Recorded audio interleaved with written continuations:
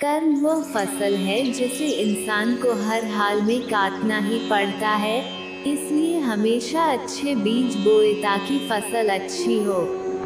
श्री कृष्ण कहते हैं, इंसान जैसा काम करता है उसे उसका फल भी वैसा ही मिलता है।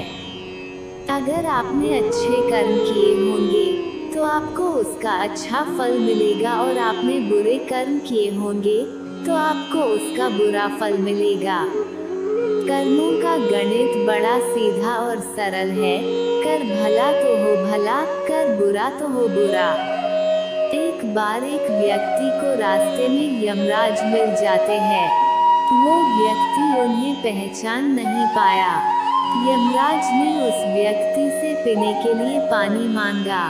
उस व्यक्ति ने बिना कुछ सोचे और बिना एक भी क्षण गंवाए यमराज को पानी पिला दिया। पानी पीने के बाद यमराज ने उस व्यक्ति को बता दिया वो उसके प्राण लेने के लिए आए हैं, किंतु उस व्यक्ति ने यमराज की प्यास बुझाई है, इसलिए वो उन्हें अपनी किस्मत बदलने का एक मौका देते हैं। इतना बोलने के बाद यमराज ने उस व्यक्ति के हाथ में एक डायरी दे दी और उस व्यक्ति से कहा कि तुम्हारे पास 10 मिनट का समय है।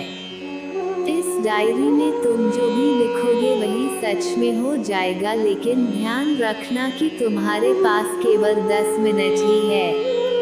उस व्यक्ति ने डायरी खोलकर देखा कि पहले ही पेज पर लिखा था कि उसके दोस्त को लॉटरी निकलने वाली है और वो करोड़पति बनने वाला है। वो व्यक्ति ने वहां लिख दिया कि उसके दोस्त को लॉटरी न निकले।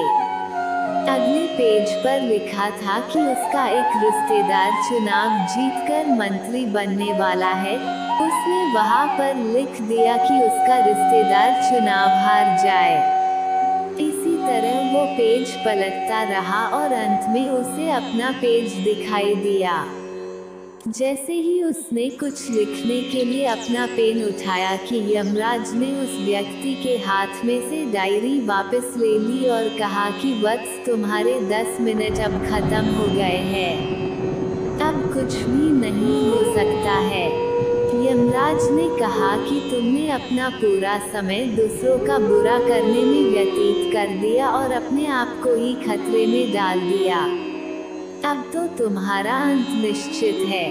अब तुम्हें कोई नहीं बचा सकता, क्योंकि तुम अपने आप को ही नहीं बचा पाए। यह सुनकर वो व्यक्ति बहुत ज्यादा पछताता है, लेकिन अब पछताने से कुछ नहीं हो सकता था, क्योंकि अब सुनहरा मौका उसके हाथ से निकल चुका था। मोरल: अगर भगवान ने आपको कोई शक्ति दी है तो कभी किसी का बुरा न सोचे और न ही किसी का बुरा करे। दूसरों का भला करने वाले सदा सुखी और दूसरों का बुरा करने वाले सदा दुखी रहते हैं। आपको ये कहानी कैसे लगी? अगर पसंद आई हो तो लाइक, कमेंट, शेयर और सब्सक्राइब जरूर करें। धन्यवाद।